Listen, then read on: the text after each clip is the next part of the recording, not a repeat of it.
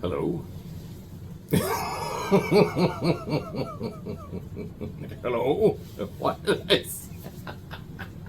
And welcome to my first YouTube video. So, I was digging through a box of some old camera stuff and found a 3-pack of these little beauties.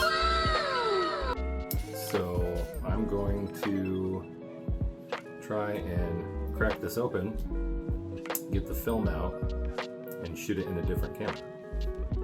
I've never done this before. I'm in danger! So if I understand this correctly, I have to cut along the perforated line there, and I'll be able to access the door to pop this open and get the film out. But all the film is over here. I'm going to put this in a dark bag, make sure the flash is off, click wind all the way until all of the film is on this side, so I can take the canister out. Alright, so I put it in a dark bag and I advanced through the whole thing. Now I gotta cut this open.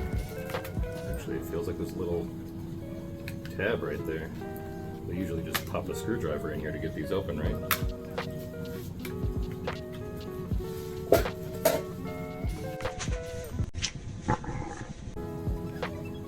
So, got that open. I just got to pull this out of here. And then retrieve the film from in there. And I have film leader retrieval tool thingy that I've never used. So this, it's just turned into an unboxing. There's a lanyard? Like what, I'm just gonna like whip, like doing a bunch of them, like that's wild. Have to, you know what? I'm gonna read the directions. And they're in Japanese. No, I'm kidding. Where did I put my flippin' eyeballs? Good thing I got like 5 pairs of these things laying around. Okay. Rotate the film cartridge spindle counterclockwise to straighten the initial film roll thoroughly. That's already, yeah. Okay. Insert the 3 slide sheets into the cartridge.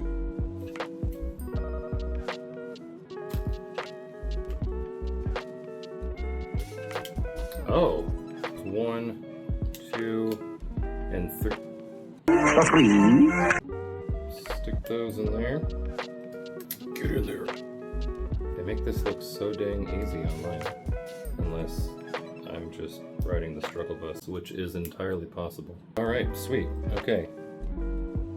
It's in. Ahem. Push button A to the far left. Oh, okay. I'm supposed to be doing it like this. Wind the film cartridge spindle slowly counterclockwise until you hear a click sound. Then stop rotating.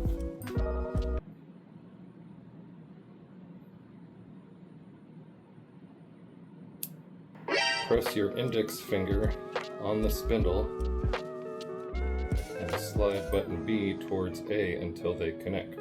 I didn't really understand that, but hold all the things and press this forward. Okay. Hold the film cartridge without squeezing its spindle. Wait.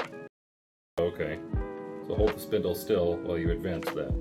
Then, hold the film cartridge without squeezing its spindle. What did he say? And gently pull up on the retriever to extract the film.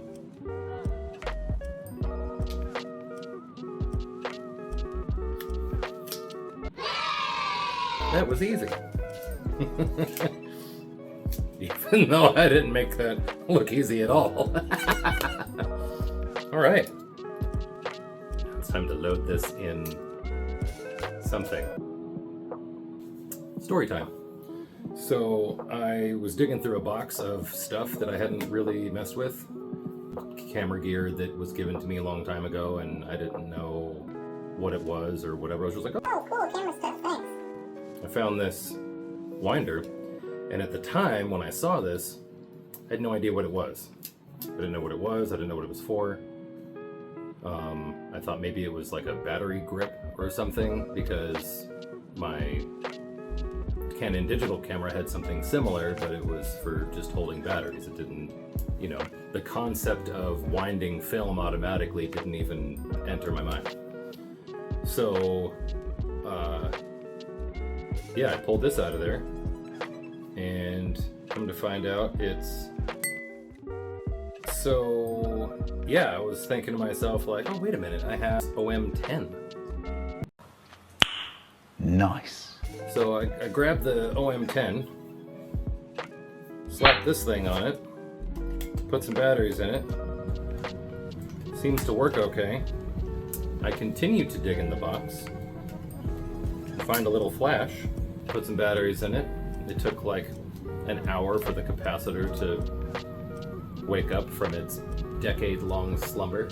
It happens, you go to a yard sale or something like that, and they're selling like a bag of just camera stuff, and you get, like when I got the OM-1, there was the camera, the lens attached to it, and a lens that doesn't even fit the camera. I don't even know what that lens goes to. Speaking of not knowing what it goes to, I had a lens sitting up on the shelf. That looks pretty. And look at that. Look at that. Isn't that cool? There's no film in here. So I can do this thing. Has nothing to do with what we're talking about, but thank you for coming to my TED Talk. I think I'm gonna throw this in here.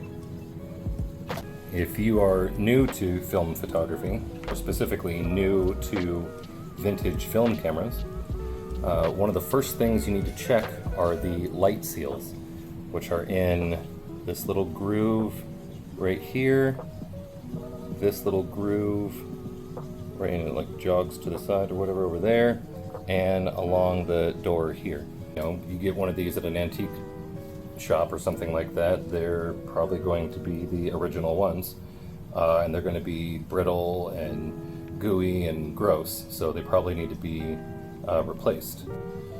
So I was looking in there, get a light on here. The power of the sun.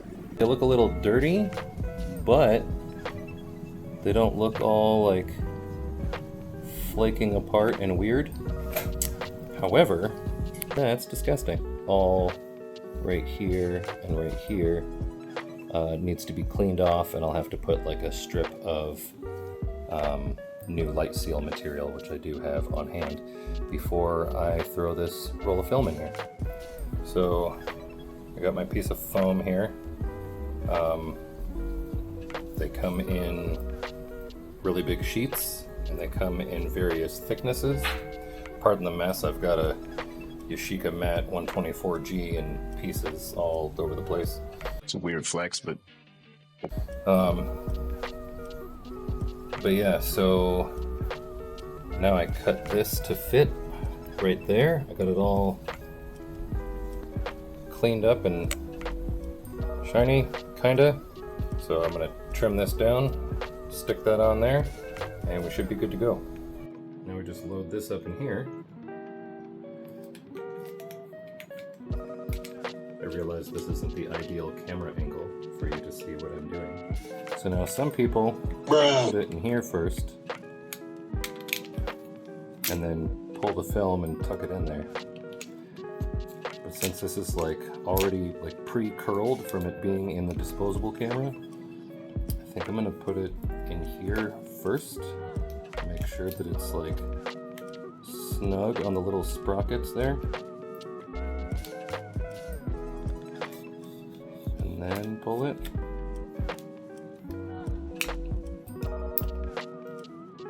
on the teeth? I don't think it is. Coming to you live from the struggle bus. Dude, seriously? I'm looking like a total noob right now because it's not going in. Giggity. Okay.